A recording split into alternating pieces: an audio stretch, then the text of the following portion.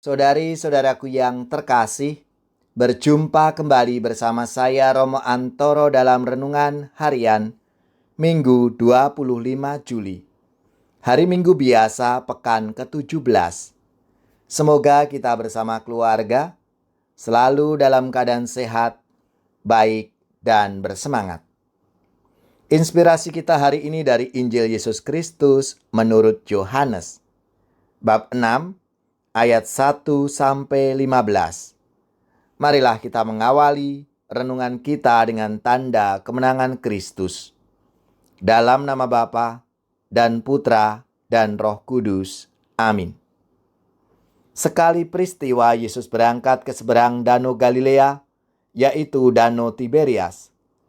Orang banyak berbondong-bondong mengikuti dia, karena mereka melihat mujizat-mujizat penyembuhan yang diadakannya terhadap orang-orang sakit. Yesus naik ke atas gunung dan duduk di situ dengan murid-muridnya. Ketika itu Paskah, hari raya orang Yahudi, sudah dekat. Ketika Yesus memandang sekelilingnya dan melihat banyak orang berbondong-bondong datang kepadanya, berkatalah ia kepada Filipus, "Di manakah kita akan membeli roti supaya mereka ini dapat makan?" Hal itu dikatakannya untuk mencobai Filipus, sebab ia sendiri tahu apa yang hendak dilakukannya. Jawab Filipus kepadanya, "Roti seharga 200 dinar tidak akan cukup untuk mereka ini, sekalipun masing-masing mendapat sepotong kecil saja." Seorang dari murid-muridnya, yaitu Andreas, saudara Simon Petrus, berkata kepada Yesus, "Di sini ada seorang anak mempunyai 5 roti jelai dan 2 ikan. Tetapi apakah artinya untuk orang sebanyak ini?" Kata Yesus, "Suruhlah orang-orang itu duduk." Adapun di tempat itu banyak rumput. Maka duduklah orang-orang itu, kira-kira 5.000 laki-laki banyaknya. Lalu Yesus mengambil roti itu, mengucap syukur dan membagi-bagikannya kepada mereka yang duduk di situ. Demikian juga dibuatnya dengan ikan-ikan itu, sebanyak yang mereka kehendaki.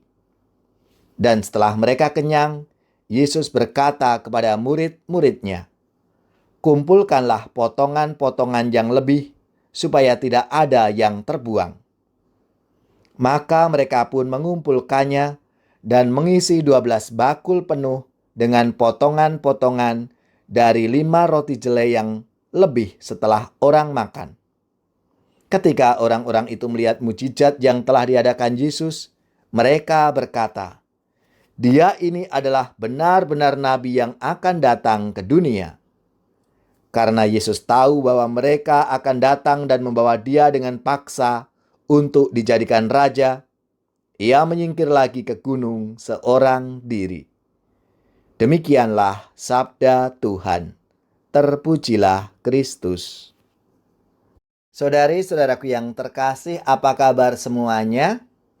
Tentunya kita semua selalu dalam keadaan baik, sehat, dan bersemangat.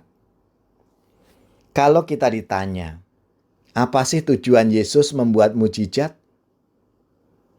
Tentunya bukan untuk memecahkan persoalan semata, tetapi sebagai tanda.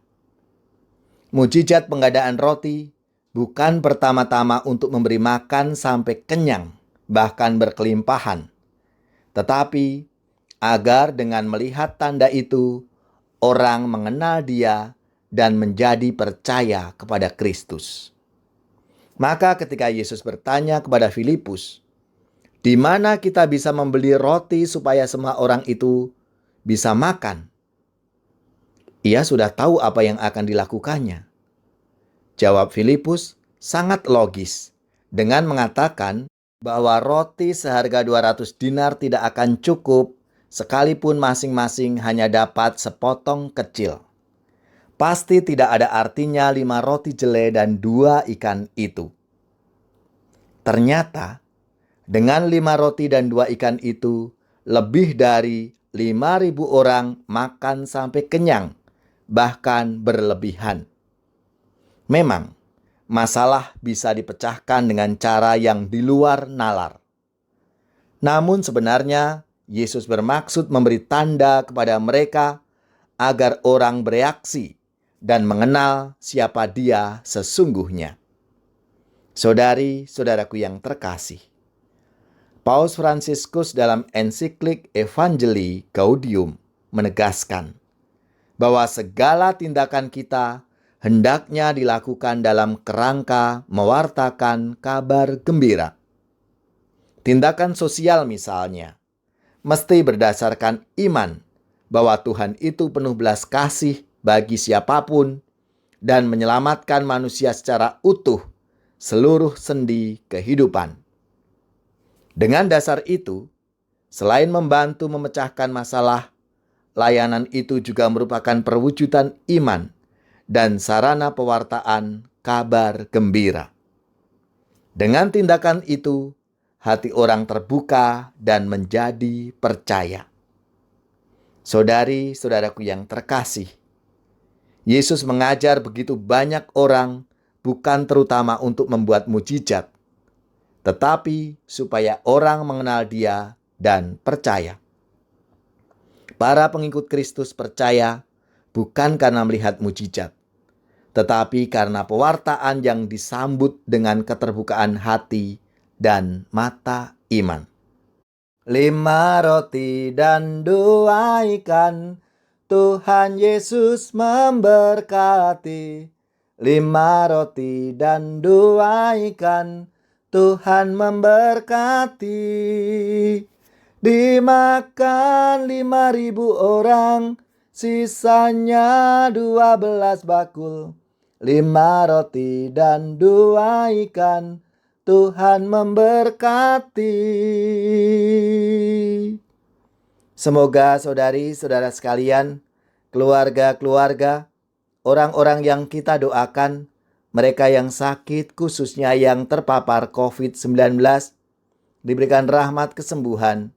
Seluruh tugas, belajar, pekerjaan, usaha serta karya pelayanan kita dibimbing, dilindungi dan diberkati oleh Allah yang Maha Kuasa, Bapa, Putra, dan Roh Kudus. Amin.